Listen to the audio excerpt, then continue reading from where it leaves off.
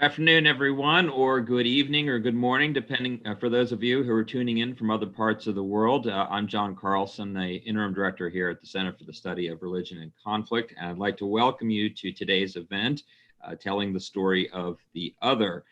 Just a couple of items before we get started. Throughout today's event, you will have the opportunity to submit questions if you'd like. And so if you are watching via Zoom, you can use the Q&A function that you'll see at the bottom of that Zoom screen. And if you're using the YouTube or watching on YouTube, you can submit in the chat box. I want to briefly mention, for those of you who may not know, an event that's going to be coming up on October 28th. We'll be having a conversation with Harvard historian Jill Lepore, and the title of that conversation will be Who Killed Truth? This is part of our Recovering Truth project that we've been undertaking and this year, and we'll be undertaking for quite some time to come. If you are interested in learning about other events, you can go to our center website as well. You can watch previous events if you've missed any of them there. They're all available to view. And if you'd like to sign up for our website or mailing list, feel free to do that. And you can follow us, of course, on Facebook and Twitter. I'd like to extend a special thank you today to Ann Hardt, because this event is part of the Center's Peace Studies Initiative. And Ann Hardt, who's a professor emeritus here at ASU, is the donor and namesake for this initiative. She's watching here today. She knows how much we value and appreciate all that she's done, but I can't say enough how important it is and how much she has brought to the center through this gift that just continues to keep benefiting all of us, and on such an important, essential topic. So, Anne, thank you very much. And as a reminder too, for any who are interested, what this program shows is what we can do with private donations and support. So if you are interested in becoming a friend of the center, there are many opportunities to do so. I would encourage you to join. We are pleased to have with us today two award-winning authors. Alice Albinia is an author who's written for the Financial Times, the Wall Street Journal, National Geographic, among many other places. She writes in many different forums. She has published two books, Empire of the Indus and Leela's book, which is it sounds really fascinating. I was reading just about this a bit earlier today, and she's working on two forthcoming books as well, one entitled The Britannias. Anand Gopal, many of you know, is an assistant research professor here at the Center for the Study of Religion and Conflict, and also the Center for the Future of War. And he's also, of course, a freelance journalist, author of No Good Men Among the Living. It's a book about the Afghan war through the eyes of Afghans, as well as a forthcoming book about Syria. Last, but certainly not least, is leading our discussion today will be Yasmin Saikia. Yasmin is someone that you know, many of you know very, very well, and probably needs no introduction. So I will just add besides noting that she is, of course, the Hardt-Nickachos Peace Studies Chair at ASU. But I will just on a personal note say how important and it is to have someone with her passion, her vision, her inspiration spearheading our Peace Studies Initiative here at ASU, and that the impact of that extends from programming to student engagement and teaching to her own groundbreaking research. So into her very capable hands, I'm going to turn this conversation now. Yasmin, over to you. Thank you, John. Thank you for the wonderful introduction for all of us.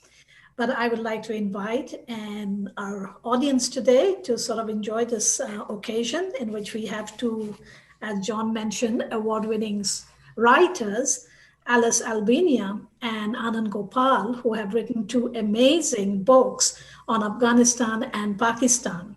I had the opportunity and the delight to read these books while I was traveling in Pakistan, and things that I would have never paid attention became clear to me as I read these books together. In fact, you will find if you also read these books or even today listen to them, that they tell the story of the other, presenting a human face, which makes very abstract issues and problems happening at a great distance much more graspable to us here. To me, as a reader and as a person who has been thinking about peace in particularly in the non-Western world, I have found both of their writings to be remarkable because they humanize the people who are otherwise presented in the Western press more or less like caricatures. They bring them and make them to us, they help us to see them as human beings, and they tell us their stories, which really make us recognize the relationship that we share with humans, and as in Alice's book, with the non-human too. So I have this unique pleasure and this honor to help to facilitate today's discussion and take you on a journey with them to these distant places, which they will bring very close home to us. In the empires of the Indus, Alice takes us along a slow journey of 2,000 miles along the Indus River through Pakistan and parts of India, including a side trip to Afghanistan. Likewise, Anand takes us on a journey into the heart of Afghanistan, and we see up close the people who have lived and died due to violence of the Soviets, the Americans, the Taliban, Al-Qaeda, and many others. I invite you to join us in the journey with Anand and Alice, leading us to these places and people they had met, and learn with them the way forward for peace in our interconnected world. The way I will lead the discussion today is pose two very general questions, both to Alice and Anand. And beyond those general questions that you can take and respond to them as you want, perhaps for taking a few minutes, each one of you, we will go to a couple of very specific questions. We will then stop my kind of questions to take questions from our audience.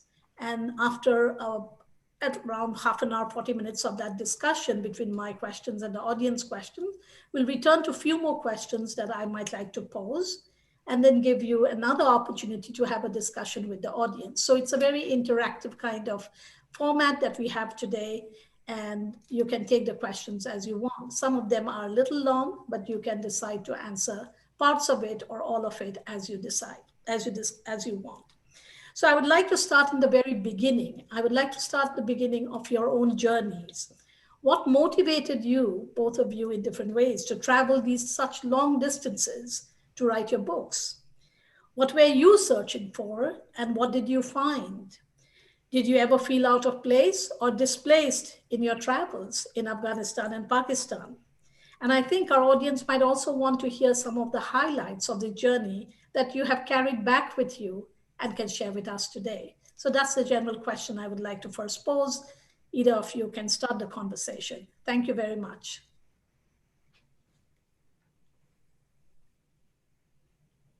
Hello, Anand. Hi. Hello, Yasmin. The highlights, I think probably for me, it was people's time that they gave and their hospitality. It's a very un-Western kind of thing that, and I really had to learn how to be different when I was writing this book. Unlearn lots of things and learn some new things about how people interact with each other. Did you find that also, Anand? I did, yeah. I certainly learned a lot about myself and about others, but you know, what may be surprising, I think, to some people is that when I went to Afghanistan, I went primarily to try to better understand America, not necessarily to try to understand Afghanistan.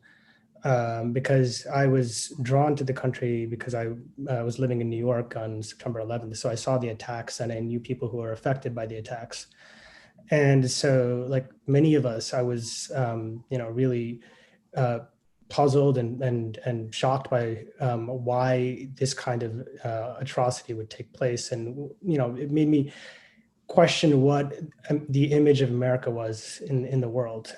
So obviously we went to war in Afghanistan. So this was the place that I wanted to try to understand that. So I got to Afghanistan and spent my time in the part of the country where the war was being fought, with the goal of trying to understand more about America. So along the way, there were many highlights. And I think, Alice, similar to what you were saying, I found incredible hospitality.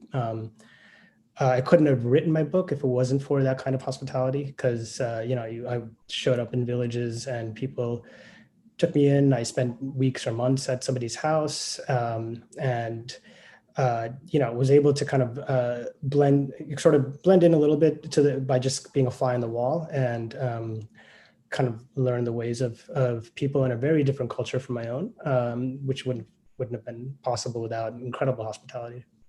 Mm. So did you ever feel displaced? Did you ever feel challenged? Did you feel some sense of danger in your travels?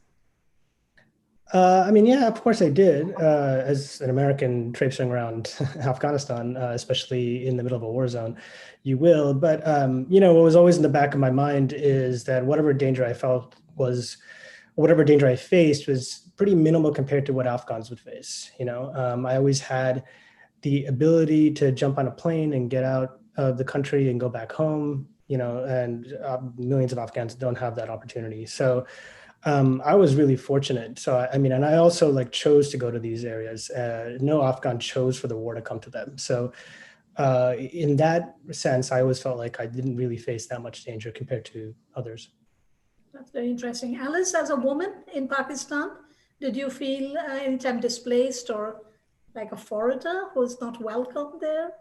No, I felt it changed from house to house and moment to moment. In general, it depended on the area that I was in. I think sometimes, so I would arrive, for example, when I was doing the journey in the footsteps of Alexander the Great, through, some very rural areas, some tribal areas, as they called them, some places where, really along the river, but far from roads often. And I would turn up, I was traveling with a friend of mine, a man, and we would arrive and I would be taken into the hujra, to the male guest house, to have a chat with the men. And then there was almost as if I wasn't a woman, I was just I suppose at that point I was a foreigner. And then there would become a realization that actually this is a woman, she shouldn't really be here. And then I would go into the house to meet the women. And from then on, I didn't meet the men ever again. And it was, so I was kind of switching. I kind of felt like I was sexless sometimes. It was so, I think the displacement that I felt was probably from India to Pakistan. I was living in India before. When I got the idea to write the book, I was working in Delhi I just graduated from university in Britain, and I went to live in India, and I was working for Indian newspapers and magazines. And then I got the idea to write this book about the river, the history of Indian civilization, which was over the border in Pakistan. And that was the displacement. So there was the sense of, this was a country which nobody in Britain wanted me to go to, nobody in India wanted me to go to. And I had to decide at the beginning, I had to just tell myself, I could go crazy, I could be totally paranoid and listen to all these stories and all the things you read in the media, or I could just let that just all go and try and trust in people. And I remember arriving at kind of 4 a.m. I got this really funny email from a friend of a friend, somebody I knew from Delhi who had been at school with somebody and whose wife had married, was Pakistani, and had been at school with somebody and put me in touch with their friend. And this person wrote me this long email saying there are all these things you mustn't do. You must always go everywhere you must hire a driver. You mustn't go anywhere on your own. And it was this really scary list of stuff. And I just had to kind of just decide not to think about that. Anyway, I arrived on my cheap flight at 4 a.m. I got in a taxi. I immediately started speaking a bit of my Urdu. And it was fine. I just relaxed after that. And there were some scary moments. I did occasionally think I was going a bit crazy. I was so determined to write this book. I was so determined to do certain journeys. there is a kind of madness which takes over, I think, which is a little bit alarming. But in general, it was just, yeah, it was just great. Well, thank you, because thank you for sharing these very personal thoughts. And it could be madness, and it takes you on and on and on, and you go in search. And then what I hear, you're also now entering into Syria and another world in which you're sort of drawn deep into it, and yet you keep searching for it, as you said, to understand your own self. That segues very well with another question that connects very much to what you have raised, is that you are challenging all of us through your books to engage with the problems of people who here we consider to be the problem makers, the troublemakers in Afghanistan, Pakistan, violence and all of that, that they are the ones causing all the problems and this creating unpeace in the world. But these are mostly Muslim communities, and these communities are, in particularly Western media, presented as extremist and terrorist. How do you see these labels, and particularly from the thing that you said about hospitality, being received and being outsiders, yet being included, to know them from inside? What do you see are the lessons of peace that you learned from them? And how would you now redefine the Muslim world that you entered in Afghanistan and Pakistan after writing these books? And what is peace there? Whereas here, we hear that they're violent.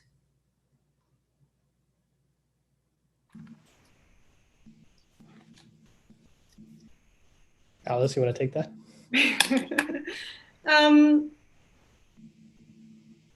I mean, the kind of the strand of the book that I was following was I was writing about a river. I was writing about people alongside the river. It was really unpacking a very ancient history, which goes back before Islam in the subcontinent. And the amazing thing about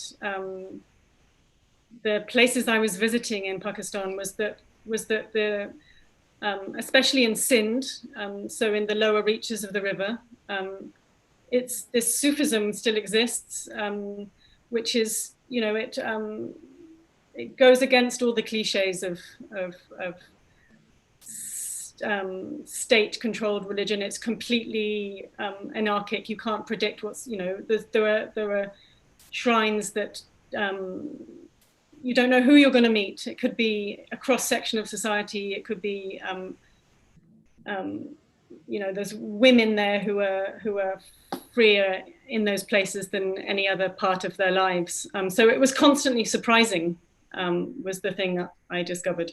But I had, I'd lived in Delhi, I'd lived in Nizamuddin, so I'd lived next to a medieval Sufi shrine for several years. But yes, you do go to these places. There's always a moment where you have to cross that border you have to cross through the paranoia, and you have to cross through the prejudice, and you have to cross through all that stuff. It's very powerful. From the outside, it's incredibly powerful.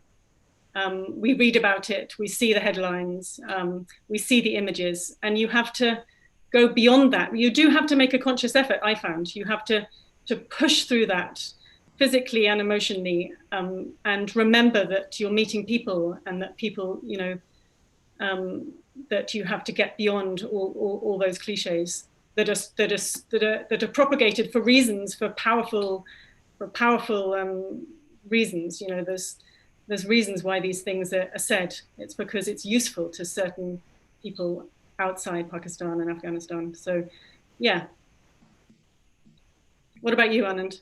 Well, it's interesting because I think from here being the US, from a distance, it's very tempting to look at some of these conflicts purely as conflicts of big ideas, like between religions, between Islam in the West, for example, or any other sort of big ideas you might want to use.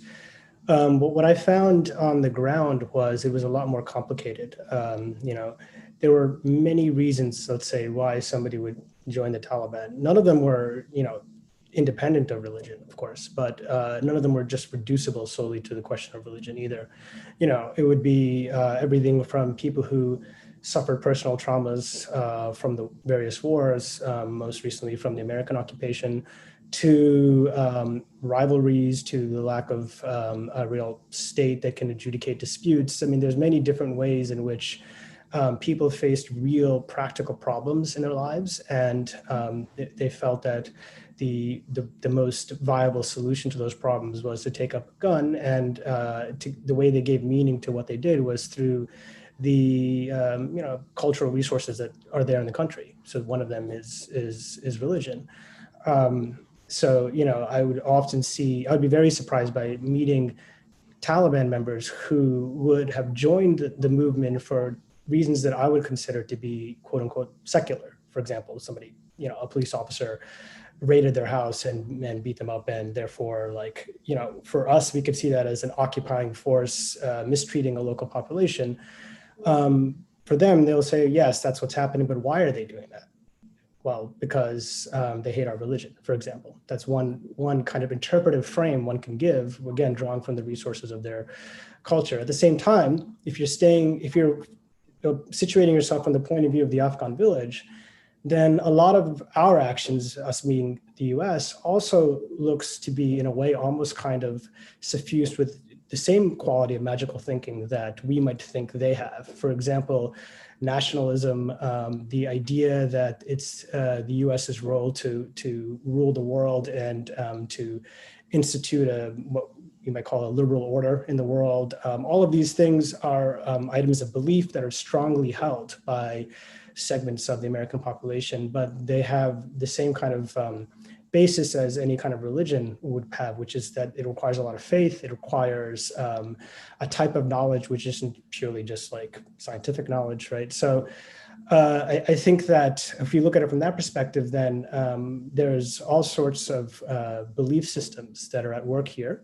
But what kind of operates underneath those belief systems is real questions of oppression and war, things that are unfortunately widespread around the world, and different people respond to them based on the resources they have. Really wonderful ways of thinking and telling us that there are a lot more to sort of unpack just than just assuming that we know what the problems are and that we can just go and solve it just like that, because there are, as you're saying, real lives and real life experiences that produce very different outcomes, but they can be, all brushed and reduced under certain labels, which it then generates other kinds of problems that completely runs into this chaos. But I'd like to ask some specific questions, actually. Alice, you have been bringing up a lot, even in this discussion as we've started, about the river Indus. And since your book is about the river Indus, the non-human here and the relationship of the non-human with the human communities that you write about. But what we get from reading your book is a sense of loss, that the Indus is in a state of loss. Nobody cares, everybody is just exploiting the Indus. And it has reached a point where it has become dammed as a resource, it's degraded, it's salinated by flooding and all kinds of issues that seem to be out of control in Pakistan. Can you shed some light on these environmental concerns and how people in Pakistan are responding to this, which takes us away from this religious kind of map that we are given about the place? But there are real issues, which is the issue of water and surviving in a way without water as the Indus is being dammed and thing. And particularly, I would like to know about China's role in contributing to this environmental degradation in Pakistan. Mm-hmm. So, yes, when I arrived in Karachi that first time I think it was 2003, I thought I was writing a history book. And then I got to Pakistan and I got to the river. And of course, it was a totally different river from the river that I've been reading about. Even the reports of a few decades before. So I've been looking all the way back to the Rig Veda, for example, but more recently, there's a whole chapter on the British colonization of the Indus and their kind of the reasons that they sent their armies in and what they expected to get from the river, and then what they did to the river. And of course, they expected many things, including to make a lot of money. And they found in the end that they had this they saw the river, they saw the water that flowed out to the sea as waste. The engineers saw that as a total waste of water. It was just flooding out into the ocean. They didn't care about the ecosystem of the delta, for example. The delta is full of, it's very unstable. The channels change. People are moving their habitat all the time. It's this thing that bureaucracies have against nomadic people. They drive them absolutely crazy, and you see it today, in Britain and other places. Traveller people, anyone they can't tax. And so there was this idea that they could take all the water out of the Indus and put it in the desert. And of course, it's true. The Indus has greened the desert, and there's been whole new communities, villages, livelihoods have resulted from this water that's been taken out of the river and has created agriculture. So I arrived thinking that I was writing this history book. And then I was immediately told by everybody that I met that the mighty Indus, which is always the phrase, was no more. And it quickly became a book of the contemporary river, what had happened to it, therefore a book of environmental degradation. And there were various kind of avatars of that. The latest one, of course, is climate change. What on earth is going to happen to this river when the ice starts to melt up in the north? So my National Geographic piece that I just wrote was about this, was about melting glaciers. And of course, then there's these very complicated riparian agreements between India and Pakistan, the Indus Water Treaty. And yes, you mentioned China. So I had been following this river upstream for 3 years, and I eventually got to Tibet, and I arrived clutching my map at the Indus in Tibet. And of course the riverbed was totally dry, and I was completely disorientated, and eventually discovered that there'd just been a dam had just been put in nobody knew about it in Pakistan or in India, I don't think. So the upper Indus had been dammed in Tibet. And yes, I mean, it is, you can see the river as going into these agricultural regions. It's no longer being a blue river of water, but something that's spread outwards and has created great wealth in many places.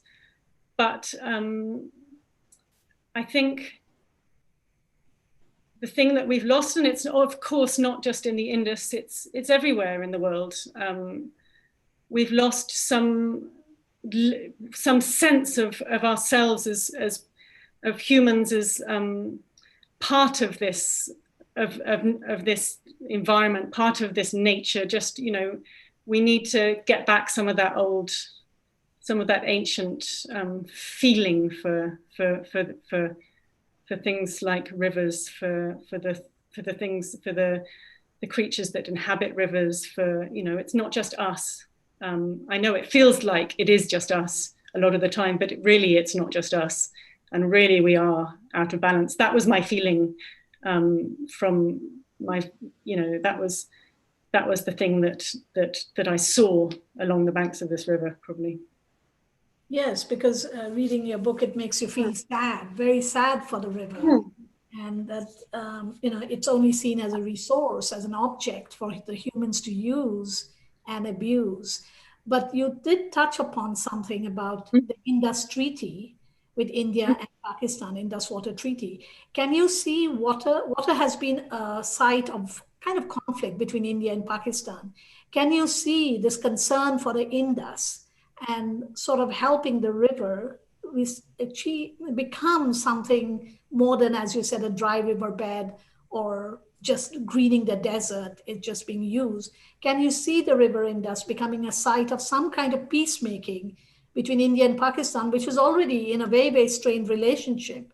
But how can we think about this as a potential shared kind of problem between India and Pakistan? I don't know. Somebody told me, one of these people who worked in water and water diplomacy, and just that that it's been, his phrase was that it had been completely mismanaged, and that there was no, what is the way through when you have these two countries who are enemies of each other. I mean, it's very, very difficult to break through that. There has to be a complete change of thinking, and it probably has to come as much from outside, in terms of everybody has to change their way of thinking right now. It's not just India and Pakistan. I mean, this is a very dramatic example, but these examples are going to multiply in the future, aren't they? Where we're arguing, fighting over resources such as water. Yes, I mean, it has to be, it's difficult not to despair, I think, at the moment. I was just in Pakistan and India again recently. I mean, India is doing so much crazy damming of its rivers. It's tunneling through mountains. You know, it's the water is the resource, and it's no longer the deity that it was, and it's maybe especially surprising in India because of its religious history and culture, and but yes, it's really hard to see, not to despair, to see the way through, I think. Thank you. I'll turn to Anand Anand, for a very specific question, similar about losses, because your also book is a sense of you as an endless kind of loss that people are suffering there. In the last 40 years, it's nothing but being violent. Even yesterday, we heard that there is again violence recurring in Afghanistan, in the Helmand province, while there is peace talk being going on also simultaneously. So despite all this kind of recurrence of violence and ongoing violence, we have to still go ahead and keep thinking about peace as we move forward, right? But what do you think for the people in Afghanistan on the ground, the kind of people you had met? What would peace look like for them? What's the kind of peace they imagine, right? And if you can comment on some kind of humanistic tools, like Alice talked about, the reverence for the river. It's a kind of traditional way of looking at it, but bringing tradition back into thinking about the life of something that's a shared problem. Can you think of some humanistic tools that can enable peace and what that peace would look like? And I'm particularly interested in women and how women can both experience that peace and become contributors to that peace. Yeah, sure. First, before that, I just want to say that Alice, your description of the river, Indus River, is actually resonates a lot with the story in Syria and Iraq as well, because the Euphrates River, you can tell so much of the history of that region and of the current conflicts from the point of view of the river. And part of my book tries to do that, in fact, is to look at the way the river has shaped the conflicts over the years. But that's a story for another day. On the question of peace in Afghanistan, there was violence in Helmand yesterday. There's actually violence every single day in parts of the country. Most of it doesn't filter over to this side of the pond. But there's horrible violence committed by the Taliban, committed by the US, committed by the Afghan government forces, committed by all sides. And it's a really tragic situation in places like Helmand. And I'm glad you brought up Helmand, because Helmand is, for people who don't know, that's in the southwest of the country. It's been one of the centers of the war for, since the beginning, more or less, since 2004, 2005. And it's been the place that's probably had the highest number of civilian deaths of any province, right? And so when we hear about the great gains that have happened in Afghanistan, and there have been many since 2001, lots of girls have gone to school, there's been paved roads, there's been lots of aid money that's filtered in. There's a whole generation of Afghans who are able to have opportunities they never had pre-2001. It's important to keep in mind that those gains can only continue so long as there are soldiers fighting and killing people in places like Helmand. And this is really the tragedy of Afghanistan, is that the gains for some parts of the community depend on the destruction of the lives of other parts of Afghanistan. So when we think about what peace would look like, I think one of our mistakes often here is to think about the gains that have happened, which are important, and say that those gains require us to keep troops in Afghanistan and keep fighting, because if not, then the Taliban will come back and it'll be terrible for everybody. But we should keep in mind that it's already terrible right now for millions of Afghans, millions of Afghan women in particular, and that any kind of polity that is set up in such a way that peace and security for one segment of the population depends on the degradation of the lives of another segment of the population isn't just. So I think that has to be the vision that we have to take when we think about what peace would look like. What, in terms of practicality, what that actually means, there's peace talks beginning right now and, the last couple of months. First it was between the US and the Taliban. Now it's starting between the Taliban and the Afghan government. And the real peace talks should be inclusive, it should have every segment of the population. One of the challenges is that in peace talks between the Taliban and the Afghan government, the Taliban has a sort of independent power. I mean, it's backed by Pakistan, but outside of that, it can kind of survive on its own. Whereas the Afghan government side can only survive with the sort of goodwill of the West, of the United States and other countries sort of propping it up. So that doesn't give the Afghan government side much leverage to be able to negotiate the way that the Taliban, because the Taliban can always, if they don't get a deal that they like, they can always just pull back, because they're independent. They have, in many ways, they have a degree of rootedness in their communities that some of the Afghan government side doesn't really have. So it's a real challenge. I think despite that, it's really important to have peace talks be inclusive, because what that signals to all sides is that what a just polity looks like is not where you have one segment of the population gaining at the expense of another, right? So what the Taliban wants is basically to reverse the current injustice so that the death and destruction is in the south and there's relative peace in the north or in Kabul. Now, if they take power, it'll probably just reverse death and destruction in Kabul in the north and relative peace in the south. And neither of these are actually real peace, right? So a real solution has to have everybody at the table, including women. So you asked about Afghan women. Afghan women, I think, tend to be in these spaces tend to be monopolized by those who are from Kabul and who are elites, who are wealthier, who speak English, all of those things. And there needs to be a way to include those women who are actually directly experiencing the war right now. Not just experiencing the benefits of the war, but also experiencing the downsides of the war. Women from Helmand, women from all of these other provinces. So in my book, I wrote about one such woman who was in the southern province of Uruzgan, and she's somebody who very intimately faced the horrors of war because she lost her husband who was killed by American-backed forces. Women like that are just as important to include in peace talks. So, I think this is, I'm not sure if there's a river or a kind of a mountain, let's say, that could easily solve this problem. If there was, Afghanistan has plenty of mountains and rivers, and they would have solved this a long time ago. But rather that to understand all of these things, the mountains and rivers are a shared resource for all of Afghans, and that any polity that sets up one group of Afghans against another will never work.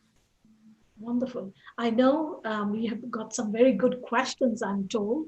So Sarah Lords from our center, who's a communication in charge, will take those questions, field those questions, and raise them for you, both Alice and Anand. Thank you, Sarah. Of course, thank you for having me. Attendees, again, please feel free to submit your questions in the Q&A function of the chat if you are watching via webinar. And if you're watching via YouTube, there's a little comment box just to the right of this broadcast. So our first set of questions focuses on the topic of the other. This question comes from an anonymous attendee. Is the creation of the other necessary to create the definition of oneself? Can one exist without the other? And I guess humor is somewhat intended at that second question. Anand, why don't you go first, and then we'll move on to you, Alice.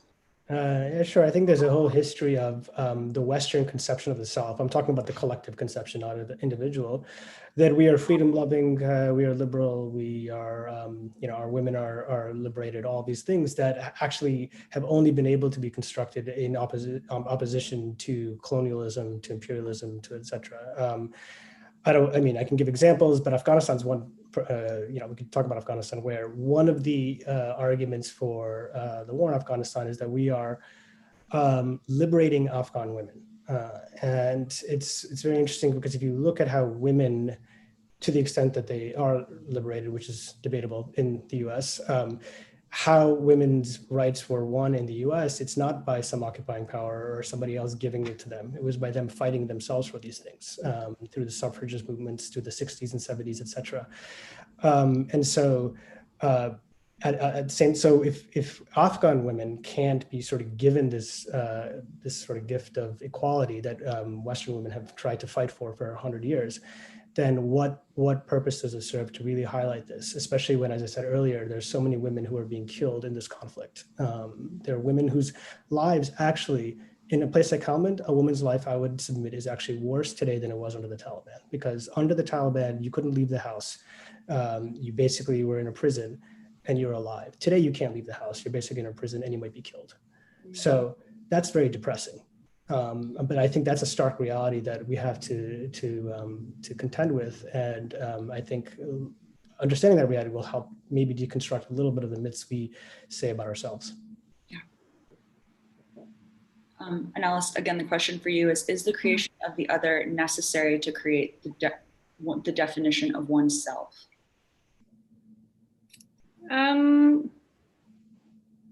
I think that when I was writing my book, I was almost, I felt like I was almost effacing myself in my search for understanding this culture that wasn't my native culture. And of course, that's not true, because the way you pose questions and the way that you're received as a questioner is very much about who you are.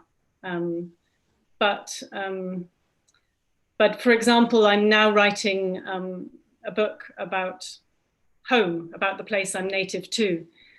And in a way it's so I'm not the other, I'm the whatever the opposite of the other is. I'm writing about me and my people, and it's very difficult. You don't have those outsider eyes asking the stupid question that's actually becomes the brilliant question, because it's the question that gets the answer that you weren't expecting. You can't ask the kind of questions that you should know the answer to because you're from that place. I loved being somewhere and not knowing anything. I loved being told things. I loved being the ignorant one who was slowly gaining knowledge. And I think the river I was writing about, it was such a wonderful thing. I was just thinking about it when you were mentioning the Euphrates, that all these terrible human stories and these wonderful human stories and these devastating things that you saw and heard, through it all was this other, which was the river, which was this cold mountain, wonderful, ancient, more ancient than any human. The humans are just, they arrived last week as far as the river is concerned. And that was so peaceful. And so I don't even know if peaceful is the right word. It was something, I'm not a spiritual person at all, but I really felt that river was just an amazing thing to write about. Have that water running through you and to feel that kind of shiver. Yeah. No, that's beautiful. Thank you for sharing. I feel like part of what your answer touched on a little bit perfectly leads into our second question, which is it important for foreigners, and particularly Westerners, to tell the story of others? And do these stories detract or do these stories detract from those people who are actually affected?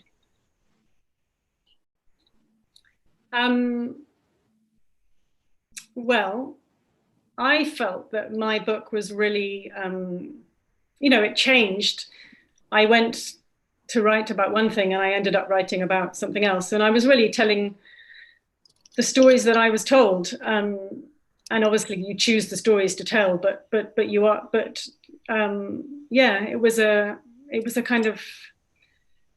was a reaction. And it was also almost like a thread. The thread was going from one encounter, one friendship, one connection to another in a way that I hadn't ever done that in my life prior. And it was there's a lovely Sufi term, which is the silsila, which is like the thread, in fact, which links everything up. And I that's, for me, that's what it was like. It was a thread running all the way through. And there was, so I think, yes, I think I've answered a lot of this question probably in the previous one. It was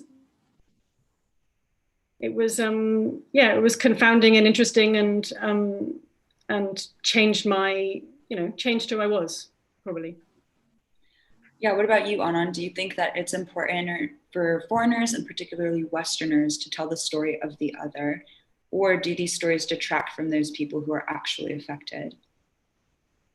It's a good question. And despite the title of this event, I actually don't see myself as telling the story of the other.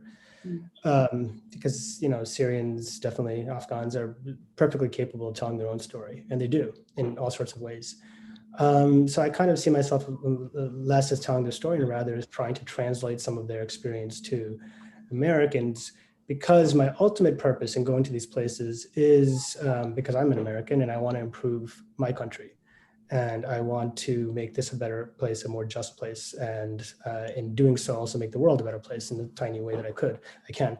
And so in a way, I'm almost trying to otherize ourselves by trying to see what we might look like from the perspective of others.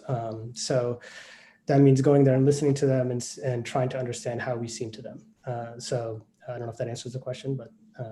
Yeah, no, definitely. It actually, again, provides a perfect segue. You guys are doing great.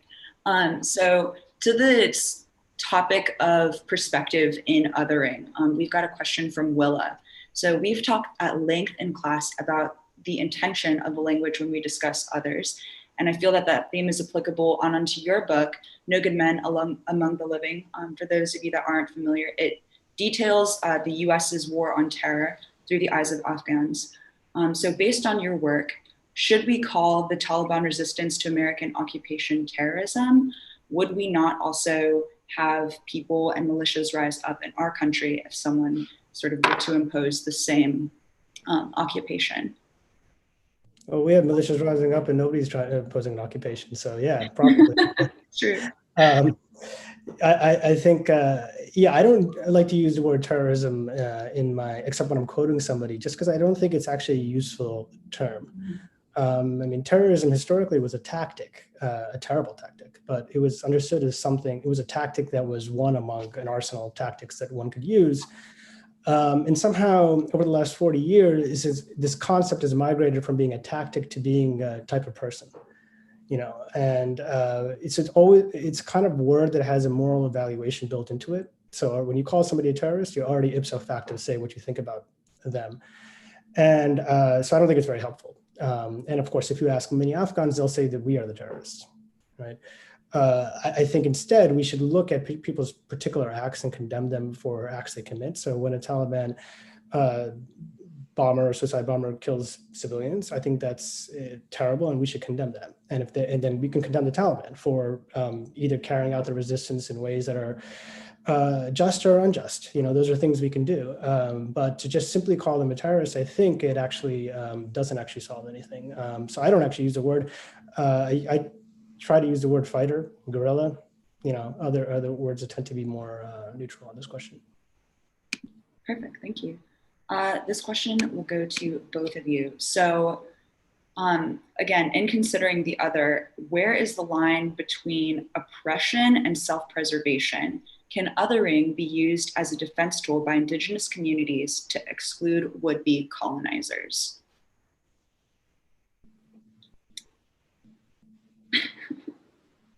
It's heavy, take some time with it. So thinking of othering, I suppose, as a tool for self-preservation. I guess it gets to what we mean by othering. I mean, it's interesting. I hadn't thought of it that way because I always thought of othering as having an inbuilt power dynamic to it, right? You other somebody who's lesser than you in some way, who's weaker than you. To to use the word othering to apply to somebody who's stronger than you, maybe this is just a semantic issue. Maybe that just means that the word itself loses meaning. If the question is, is it okay to exclude, to discriminate against those who are more powerful than you? I mean, honestly, I can think of cases where there might be, if it is about self-preservation. For example, when I was in Afghanistan, and the moment people knew that I was American, they would be very distrustful at first. And there was many times where they were rude to me, and I had to win their trust. And I actually think that that's totally fine, because if I were in their shoes, I'd probably do the same thing. But what the amazing thing is that once I was able to win their trust, that they were so open, even though I'm coming from a position where I'm coming from a country that's fighting their country. So in other words, yeah, I think it's okay to do that, in my opinion. I don't know, Alice, what do you think? I'm just, my head is full of this Pakistani writing prize that I've just been judging, which was writing by women. And I was amazed by, and kind of almost physically shaken by, the feeling that that the other was the woman, and that that these women, it was almost like one voice. I read 24 pieces, and it was about being a woman in Pakistan. From, they were writing in English, so there was a particular milieu, but within that, quite a big range. And this feeling of just being constantly othered as a woman by men. There was a brilliant piece about quarantine, what it was like being in lockdown, and finally men were understanding what it was like being a woman in Pakistan, not being able to leave the house freely, having to arrange everything so minutely, having to turn down opportunities, having to not go to this thing and that thing. And yeah, I came away with this, like, physically shaken by the othering of another, of womankind, I suppose, by men who are the ones who generally tell the stories. I think, just to jump in quickly to say that, that probably points to the fact that it's actually probably impossible for a marginalized group to truly other, a group like men in general, or colonizers, because part of being marginalized and being oppressed is you're forced to take on the humanity of everybody else, and you're forced to see the world through everybody else's eyes, and the privilege of being the otherer is to not have to do that. So probably that means it's impossible, based on what Alan said. No, great insight. Moving a little bit more to you both specifically, and these will be our final set of questions before we move on to closing remarks. So what were some of the things that you had to unlearn about your cultural perceptions while you were traveling? Alice, I believe you mentioned that. And upon returning, how did these experiences broadly influence your day-to-day actions and interactions back home? How did it shape your understanding, sort of broadly, of otherness, of inclusion, of exclusion, and specifically even the power of narrative, right? To bring those things forward and center, and really have people sort of wrestle with that.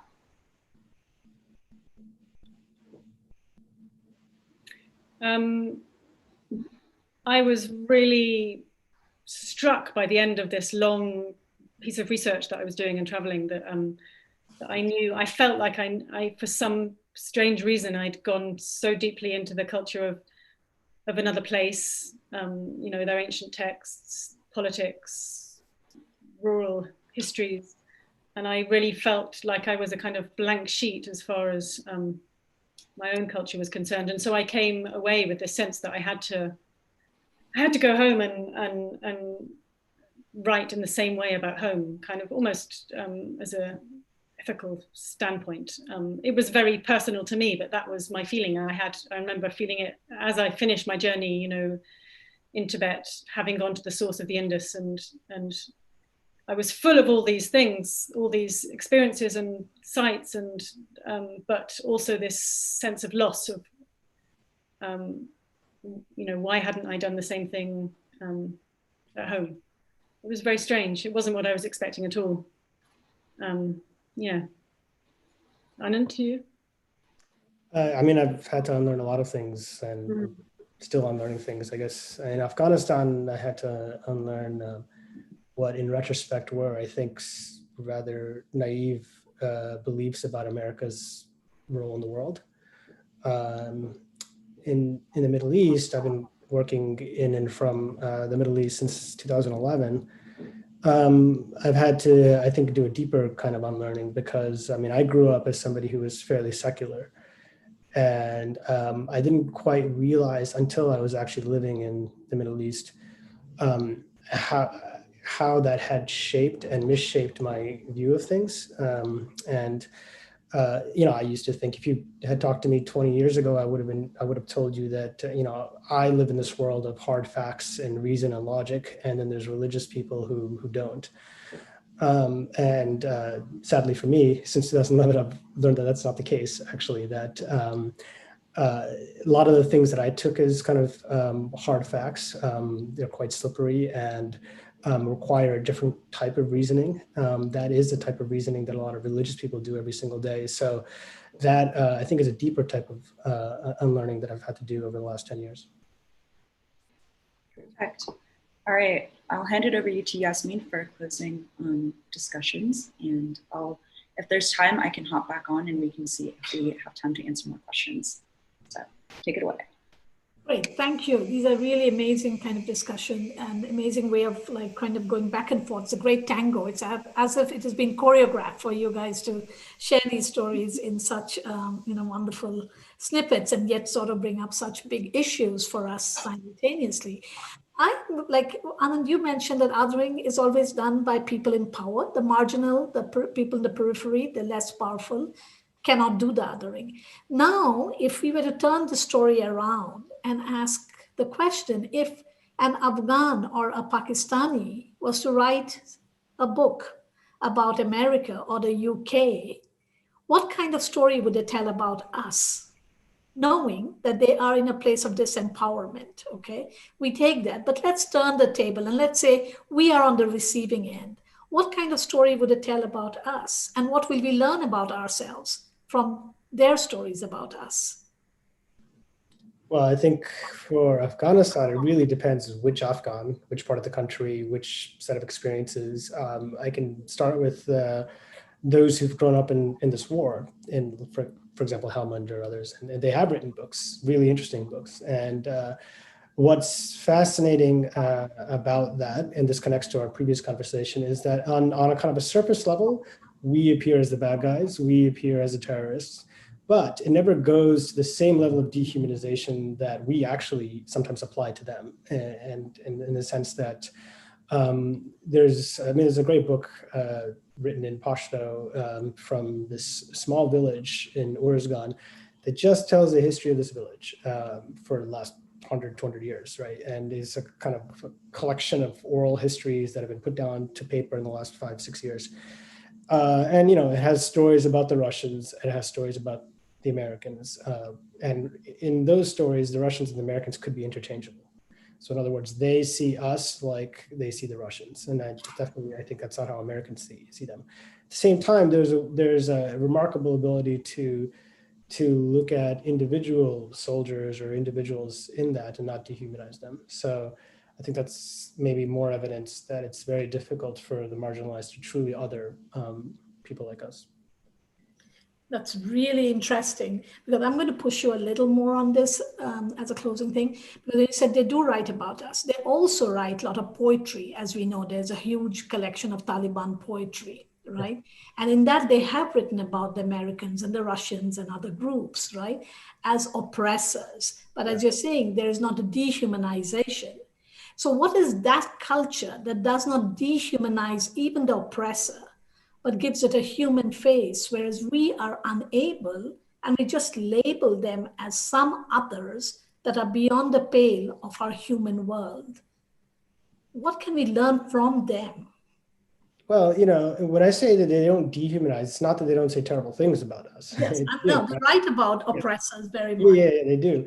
But it's always, in a way, it's they focus a lot on our actions without trying to, well, there's exceptions, of course, but without trying to make our actions be the sum total of who we are, in a sense. If that makes sense. So I think that in and of itself is a valuable lesson, that you should be able, let's say we write about the Taliban, we should be able to write about them in a way that can hold them to account morally for things they've done wrong, but that, they are not purely reducible to that, in the sense that they're complicated, they're multifaceted, just like we are, like all human beings are.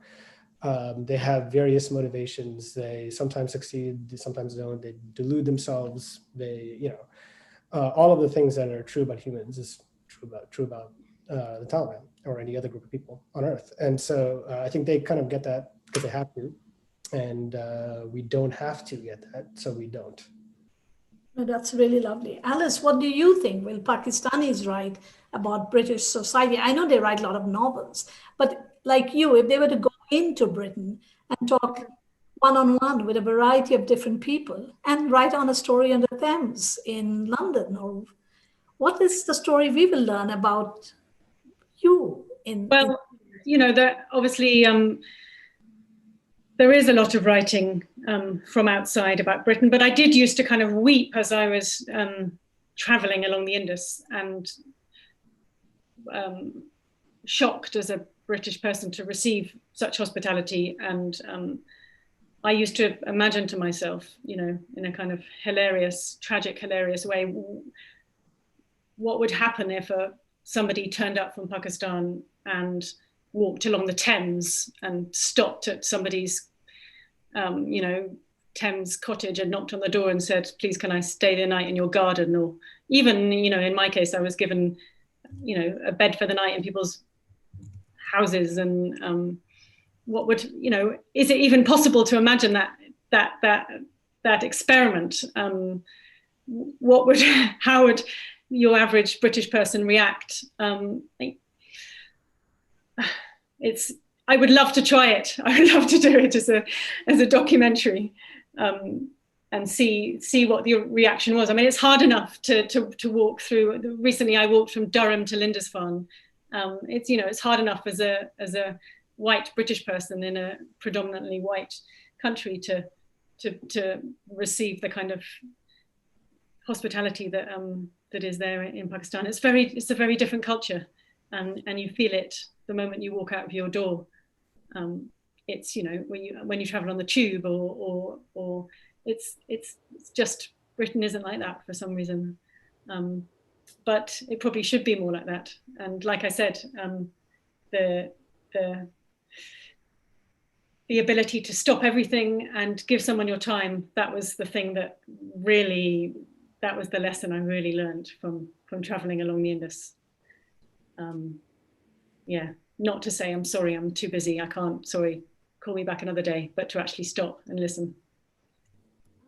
It's a great thing to have learned. Yeah, I have to push this a little more when you're saying that if they were to, when you went to Pakistan, you felt the hospitality actually stopped you in your tracks, and you couldn't quite believe that people could open their homes and hearts to this extent. So story becomes the way in which you are opening to us that world. What is the power for both of you? What's the power of storytelling in a real sense, not simply, you did the research, you finished it, you wrote the book cover to cover, you have it out there, but something more, right? The story has not ended, and you continue this conversation even 10 years after writing these books. Mm-hmm. So what is the power of story, and how can we use this? Have you gone back and read your books to the people there? Have they been able to recognize themselves in your stories? Has there been that exchange through the story once again that you have written to humanize one another? The thing that I remember, one of those kind of lightning moments was when I was at a shrine, a Sufi shrine in Sindh, and somebody asked me what my name was, and I said it's Alice, and he said, how do you spell it? And I spelt it ALICE, and he said, Zabardast Kism Kanam. He was looking at it, Ali, and I'd never thought of it. Ali is there in my name, and he was amazed, and I was amazed because it had never occurred to me. I've lived with this name all my life, and I'd never seen from Ali in my name. And I think those kind of things, where your world turns around and you see it from a totally different perspective, even yourself, even the things that you consider most intimate to you, like your name, is just rewritten. And that's the power of storytelling, I think. That man told me a story in that moment. In that one moment, he wasn't even saying this thing to me. He was remarking on it to his friend. Amazing kind of name. And it was incredible. The connections that they make. Anand, have you had the opportunity to tell your story that you have written to the people who shared their stories with you? Well, I mean, yeah, you have to tell your story because every time I meet somebody, they want to know your story, so I have to explain to them. And then after my book came out, it was sold, I think it still is available in Afghanistan. And I get letters and messages from Afghans every so often saying that they read the book, etc. So, I think on the question of narrative and the power of storytelling, it's, I don't know if it's true that there are certain archetypes of stories, but there certainly is a kind of structure to storytelling. Obviously, just a beginning, middle, and end. There's a catharsis usually, or there's a climax, there's a tension that needs to be overcome. All of these things you find in stories across the world, and so there's something universal about it, and therefore it becomes kind of like a universal technique or technology that one can use to make legible the lives of other people in a way that may not be as legible if you just kind of put it not in the form of a story. So that's why I chose to write my book as the stories that people are telling, but also because when Afghans told me what happened with them in their lives, they told it often as like a story. It's a great storytelling culture. So, I interviewed thousands of people, but I picked the ones who were the best storytellers to include in the book, and they understood exactly how to tell a great story. So in that sense too, as I said earlier, I was kind of translating that mode of expression back home. Wonderful. I think Sarah has a couple more questions. Sarah, do you want to bring those questions from the audience? Yeah, of course, I'd be happy to. So we've got some questions sort of on sort of the justice and dignity of storytelling, and then just a few on sort of the sustainability aspect and the religious and cultural aspect of the river work that you guys both got to witness. So first to the question of dignity, and sorry, I closed the little box. Any advice for people interested in telling the story of the other, as Anand, you said, telling the story of the other through the lens of us, or telling the story of us through the lens of the other? How do you think we can do that and elevate these voices, keeping their story, keeping their dignity, and not trying to do it through sort of a colonial capacity? Any insight on that at all? I mean, I think it starts with listening to people. This is a very basic thing, but listening to them and taking them seriously. I mean, for example, if you ask a Taliban, first of all, you shouldn't ask a Taliban fighter why he's fighting, because you'll get a boilerplate answer. But if you get to the point where you've established a rapport and you start to ask him those kinds of questions, you should just listen to what he has to say, or forget about Taliban, anybody, someone on the Afghan government side or anything else. And, if you start from the perspective that we're all basically the same in the end, and try to explain what's made us different, instead of starting from the perspective that we're different and how do I just show that they're different, then you can try to look at why people make the choices they make and ask, what would I do if I were in their shoes? Would I make similar choices? Maybe so, maybe not, right? But I think those are just good general guidelines. Yeah, Alice, any insights? I think one of my favorite moments after my book came out was when I went to Hyderabad to do a book launch. The publisher hadn't, said, oh, nobody reads books in English in Hyderabad, so don't bother going there. But some friends of mine did this launch. And this happens to probably every author, but probably especially happens to me. You think, oh my God, what have I written? A professor was introducing me and he said, of course, Alice has got this wrong. She says the river is called Parali. No, we never call it Parali. And he was heckled from the audience. It was so wonderful. They all stood up and said, yes, we do. And it was kind of this incredible, Punch and Judy moment. And I think, you never know. You've got to be respectful, keep your sense of humor, understand that you know less than most other people, but that you are going to learn more. And be ready for surprises. It's probably the best advice. Yeah. As a brief follow-up to that question, what impact do you both hope that your work has on modern politics, especially when the other these days feels so charged? Think on it. Anand, will go to you first. I'll put you on.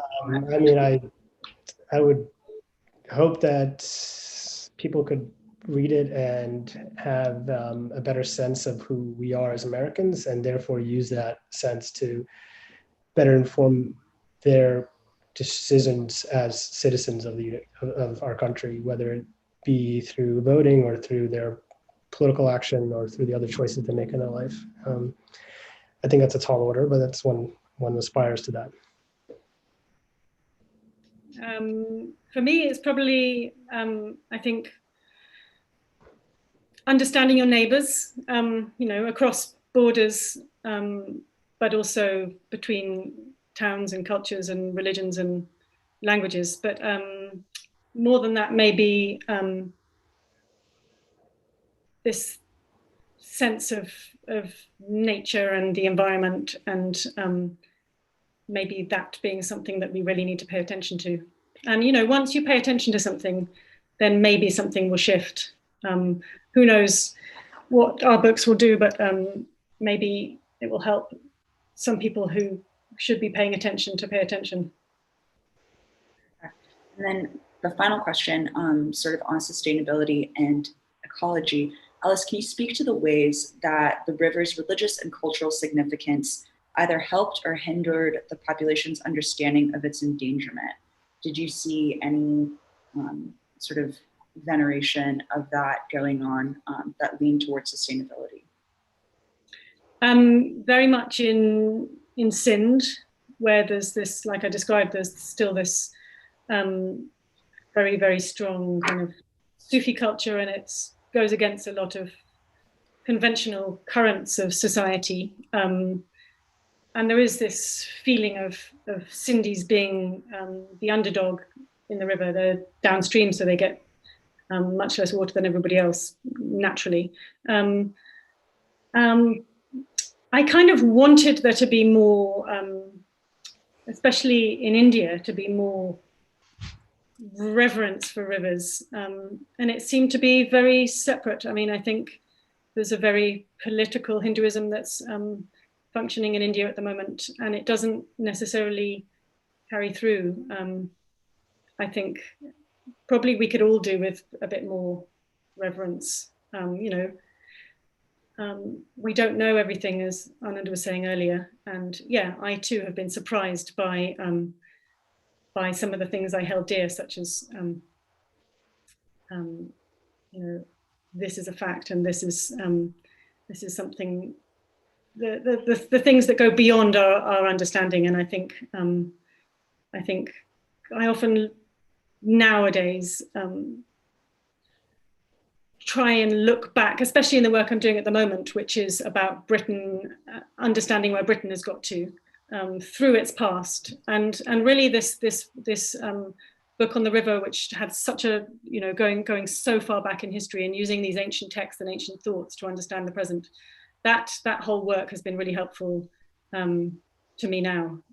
We should, obviously there's lots of things in the past that are horrendous and we should leave them well behind, but there were some things that they did and they knew what they were doing, and some thoughts they had which were incredibly profound from 4,000 years ago, and we should probably do well to remember those too. Yeah. Gotta love the wide circles. That's great. Thank you. Yasmin, over to you for closing remarks. Thank you so much. Thank you for this wonderful discussion. And thank you to the participants, of course, for making time to be here. I know, Alice, it's midnight, past midnight in UK where you are. Anand, you are in New York, and it's also past your dinner time, perhaps. But here we are just at the 4 o'clock hour, which is just wonderful for us to go back and think what you shared with us today.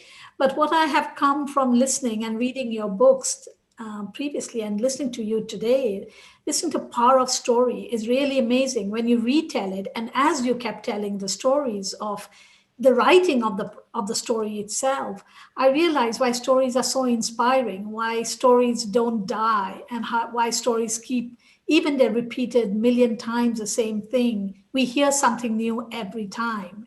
And every time we hear something new, we understand something not only about those others that you and others write about, but as Anand said, finding something about yourself. It's really very, very inspiring, actually, to see oneself through the lens of another, and that another is not very different from us, as we know. So I look forward to your other stories that you are now writing. And when you are ready to share with us those stories, we'll be eagerly waiting on this side to hear those stories again, because those stories are the ones that will keep us going. I remember a story of a camel. It is said that a camel normally at the end of the day, in the evening, lies down just to rest after a day of work.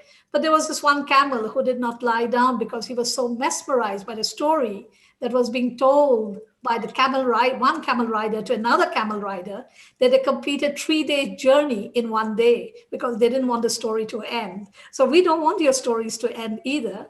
And we hope we will again have an opportunity to share them together, not just over Zoom, but actually in person, over cups of tea and wonderful hospitality in our center and at ASU. Look forward to that. Thank you very much. Thank you. All right, and now I'll just wrap it up with some closing remarks. This talk will be available via our YouTube channel, so feel free to check it out. If you like this event, if you're curious in exploring other topics with us, some of our upcoming events will explore religion's intersection with science, with technology, with politics in the US, with this upcoming election. So please join us for that. Event information can be found at csrc.asu.edu/events. And finally, if you like this talk, if you believe in the power of narrative and the power of expertise of bringing people together to discuss issues like this, consider supporting the center, become a friend of the center. Information on how to do that is available at csrc.asu.edu/support. Anand and Alice, thank you so much for taking time to join us. For all of you who joined us online, thank you so much for your time. We are grateful. And Yasmin, thank you for curating this fascinating and beautiful conversation. Thank you for your help, Sarah. And thank you, everyone. Thank you so much. Take care. All right. Bye, everyone.